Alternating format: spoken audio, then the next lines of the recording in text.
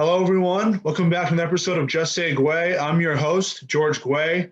Today I'm joined by Carson Gicewicz, who just won his national championship at Umass Amherst and just signed his first NHL contract. Carson, thanks for on the show. Yeah, thanks for having me, George. Yeah, so has it really all sunk in? I think that's my first question. I've been asked that a lot actually the last week. It really is starting to sink in. I know today a lot of the guys on our team got to go to the Boston State House, and they had sort of a big celebration there. And I think that's pretty cool to represent the state of Massachusetts and UMass down there. It's starting to sink in what we did, and it's a hell of a feeling. Yeah, for sure. So I got to ask, in terms of just how long the season has felt, following all the rules, what happened with you prior to the national championship, are you relieved that that part of it's over? Yeah, I mean, obviously the end of the year, like when you win your last game, that's the ultimate prize, right? If you win your last game, you're champions. So there's kind of nothing more we could accomplish this year. We won our conference, and we won the national championship. So, I'm not happy it's over, but we took the ultimate prize. So yeah, I'm relieved that we're champions for sure. Yeah. So around this time last year, you had to make the decision if you wanted to return to your school for a fifth year or go to another one. You chose UMass. What was the reason for that? There's a lot. It made sense for me in a lot of ways. I obviously had the prior connection with Carvey. He recruited me to St. Lawrence. And then besides that, I mean, UMass right now has a reputation for just being an awesome place to play hockey. My friend actually who played at Boston College, Ben Finkelstein, I was just talking to him about, transferring. He was a transfer from St. Lawrence too. And he told me that UMass is the place to be right now. Like it's just a hot spot. It's great culture. It's just like, you'll fit in really well there. And then I talked to my other teammate, Jake Pritchard, who transferred from St. Lawrence to UMass. And he told me I'd love it. I'd fit the identity. And obviously it worked out for both parties. Yeah, for sure. So at what point did you guys know that there would be a season? Because there was so much uncertainty this time last year. Half the country was shut down. You didn't know if there was going to be a regular school year, let alone a hockey season. When did you guys know that you'd be able to play? Well, Carvey was telling us all year that we'd be playing. There was a time where I personally was like, all right, I think he might be blowing a little smoke right now because there's no way we play because all these other teams were canceling the season. But he stuck to it the whole time, stuck to his word. Even when other teams weren't playing games, we kept playing games. And, right around late October, early November, right before our first games, we're like, all right, this is happening. Like, it's time to ramp it up. Okay. So was it challenging knowing that there were times you didn't really know your opponent until a few days before? Sometimes some teams didn't really play. Boston University, I think they only played 12 games before the playoffs. Was that challenging knowing the preparation was changing every week? Yeah, it was. I remember the first year we had planned on playing Maine for a month. So we had done their whole pre-scout. And then 2 days before the game, we found out we were playing UConn. So that's just a small example. That actually happened 3 or 4 times this year. There was a time it happened against Lowell. Luckily for us, the way we play, it kind of didn't really matter who we were playing against. We just tried playing our game, but it was definitely as far as travel plans and stuff, one night you're expecting to drive however many hours out to Maine. And then the next day you find out you're hosting UConn. So it kind of just changes everything around. Yeah. And that's very challenging. Can you elaborate also how tough the conference is? Because there were 5 teams above 500. In my opinion, I think 6 or 7 could have made a run at the championship. You guys won it, rightfully so. But how tough was the conference for your first year? It was really tough. Personally, I think our conference was underrated on the national scale. The fact that 3 teams got in was kind of absurd to me, to be honest. I thought a team like Providence, UConn, and even Lowell, they all could have won game in the NCAA tournament. But yeah, every night is a hard game. I mean, we went to Merrimack. They played us hard. They beat us. We hosted Maine on senior night. They beat us. We lost in a shootout, but they could have beat us by more. And then obviously, going to BC and BU, those kids are awesome hockey players and they're tough to play against. So it's really good experience this year playing some really good competition. Yeah, any given night, anything can happen in that conference. So that's what makes it so great. So, in order to win and perform at a high level, you guys have to have great facilities. Can you just elaborate on the facilities at UMass? And I know Bucci Gross during a lot of the games, he kept raving about a project that the school's currently undergoing to make them even better than they are right now. Yeah, there's a new locker room and like whole dry stall area and like lounge all going in this year. I was joking. The same thing happened in St. Lawrence the year I left. So it's 2 years in a row where the year I leave, they're making some new renovations. But yeah, UMass is state of the art. Like the weight room is unlike anything I've ever seen before. And like the it's all just state of the art. Like I can't envision it at any level being any better than UMass, especially the new locker room they got going in. Yeah, for sure. And great facilities means a great team and, better for the conference as well. So this recently just happened. Can you take me through what the tournament was like for you? I know you guys advanced to the Frozen Four. You find out that you can't make it to the first game along with Lindbergh, Jerry Harden, who's a Providence player that I know, and Henry Graham. What is that like, and how does a team stay positive? Because I'm going to admit, I was on a team in high school where we lost our best player halfway through the season. We kind of threw it in. We didn't really think we could have a shot at winning it, but it was the opposite for you guys. How did you guys do that? Well, first of all, we knew that we've had depth all year. There's been like every game, even if one line's not playing great, like the other three lines kind of pick it up all year. And so with me and Jerry out up front, it was like, all right, let's find someone who can do our job. And you go down the list and like pretty much all the guys, if they were in our position, would be doing the same exact things we did this whole year. And then in net, like Murr is a top 10 goalie in the country. Like if he were a starter on any other team, he'd probably be like making tournament runs with most other teams, like he helped us do. So we were pretty confident there. It's just that next man up mentality. Like I know it's cliche, but there's really no other way you can look at it. If you let it get in your head, it's like you already lost the battle. Yeah, and I can't say I've ever seen a team that embraced next man up. That your guys' equipment manager was the backup goalie that game. Yeah.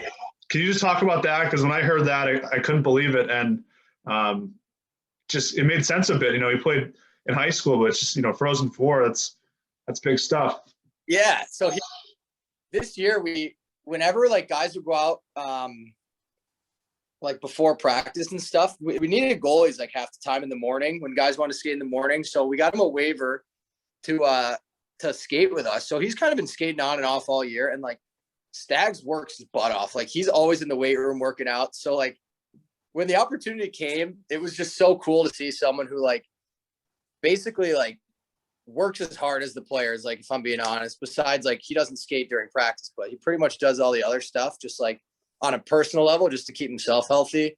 So it was really cool to see him get that opportunity. And part of me wishes he went in, but obviously didn't want anything to happen to Murr. But if he would have gone in and pulled out a win, it would have been legendary. Yeah, for sure. And you've seen that happen a few times with the pros now. So right. You had to make the drive because of COVID. Was it from Amherst to Pittsburgh, or were you home? Yeah, it was from. Okay, so what was that drive like? That's a far drive. I mean, it's pretty far. Yeah. How'd that go? Yeah, so the Thursday night game went to OT. So we ended up staying up till like 12:30, and like I couldn't fall asleep. My adrenaline was so high just from watching the game. And we had to wake up at like 4:20 the next day to get tested at 5 a.m. so that we were eligible. And then we had to get to Pittsburgh by 2 p.m. to test there.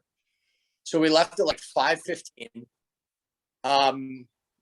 Yeah, I mean, it was just like the longest ride ever. Like I had a good conversation partner, Jay Burnham. He works in the UMass media department. So it was good for me, but it was just crazy, like how fast it all happened. Like within 3 hours, we were on the road, and yeah, I mean, I was just happy to be. It was whatever it took. I would have walked there if I had to. Yeah, for sure. So, although it was your first national championship that you played in, was the environment around the team in that locker room, was it, positive? Because most of those guys had been there before, 2 years before. Del Gaizo, Murray was on the team, Bobby Trevino. Did that help having that experience? Yeah. I mean, to be completely honest, we would have been shocked if we lost like I've never seen a group like that confident and like call it cocky, whatever. Like it worked all year. We sometimes when we had a really tough team to play against, like sarcastically, we'd be like, "Oh, we're just gonna kill them today." Like, and then sometimes it would actually work out like that. And we just kind of had that mentality that like, if we play our game, no one's gonna touch us this year. And we obviously played a lot of teams who did beat us down pretty good. But yeah, that was kind of the mentality we had. It was pretty cool to be around, to be honest. Yeah, and what was it like knowing that it was a type of game? You know, you guys blew them out. It wasn't one of those type of championships where your heart was stopping from time to time during the game. But what was it like to have that comfortability during the game to win? It was good. They actually came out really hot. Like I thought they played well. We had some really big transition plays that changed the game. But like if they score first, that game could totally go the opposite way. Obviously, once the third period came around, it was, you kind of knew like the way we've been playing all year, it was going to be tough for a team to score 4 goals on us. So yeah, with about like 8 minutes left, we kind of got that excitement level on our bench and just rode it out from there. And, guys were still blocking shots and making the right plays. It was so cool to see. Like until the final whistle of the season, we really did like play the right way. Yeah, I was excited to see you guys win. It's so great for the conference. I'm from Massachusetts, and so many people who go to the school, and it meant so much to them. So, what was it like to arrive back at school? I saw the videos the night when you guys won it. It was absolutely insane, and you guys get back. You must have felt like celebrities, huh? It was wild. Yeah, we drove back, and the guys from 2 years ago were talking about how when they came back after they lost, there were like maybe like 50, 100 people there, kind of congratulating them. And we came back to an absolute madhouse. People banging on the bus, high-fiving, just raw excitement. Like so cool to be a part of, and that everyone could share that moment. It was one of the coolest things I've ever experienced, was arriving back on campus. It was so cool. It was awesome. Yeah. So what do you think this is going to do, for the program going forward? Because you guys finally get that first championship. You have a superstar in the NHL, Cale Makar, who's 22, arguably top 3, top 5 defenseman already. So many guys are signing. What do you think this does for the program? It's up there now with, the Boston colleges and the BUs of the world because you guys are winning. Yeah, it's great for the program. The cool thing about UMass is, and the way Carvey likes to recruit, is that like we were probably far from like a top 10 most talented team, to be honest, this year in the country. A lot of more talented teams didn't make it as far as we did. I think coachability and character are two things that, like, the better you are, now you can even more so pick the guys you want who have that like character and who like bring that UMass energy around. And I mean, you know how it is. Like once you win, it's much easier to recruit, and that's a big advantage for us for sure. Yeah, for sure. And, I'm excited about next year's Frozen Four. It's in Boston. It'd be awesome to have a few Boston teams, New England, Massachusetts, you name it. But what was it like also to sign your first contract this past week? It was cool. I mean, it's a dream come true. I called my dad and I told him about it. And, it's always like something in the future when you do that. It's always something that's far away. And the fact that like once I put the pen on the paper, it was just a great feeling. I've been working my whole life for this, and I'm glad other guys in our team are doing it too right now. Jake Gaudette just signed with Cleveland, and obviously Jonesy signed with the Rangers, and I'm sure there's going to be more guys this year and next year and the years to follow. So it's just it's cool to be a part of the tradition, Yeah, and you guys are going to expand that tradition because of this championship and what you guys are doing for the program. So my last question is, how fast is it in terms of the teams, coming after you guys in terms of contracts? Because you see other sports, March Madness ends, these guys don't get drafted until mid-June, so it's a few months. NFL seems like a whole lifetime between the national championship and NFL draft. How fast is it with hockey? Let's see. We won it Saturday. I would say like Tuesday or Wednesday, I think, was the first day that, I was getting some phone calls. So they if you win it all, they'll give you some time to enjoy it with your teammates. So it wasn't like they were like pushing me. It was natural. And that's when the phone calls started coming. Yeah, that's what I noticed too at Providence. After they got back from the Frozen Four in 2019, 3 or 4 of those guys were gone within 4 days, and it was just amazing how fast it went. Great. But Great. Carson, thanks for coming on my show, and I'll be sure to follow your hockey career. And thanks again. Absolutely. Thanks, George. Yep, have a good one.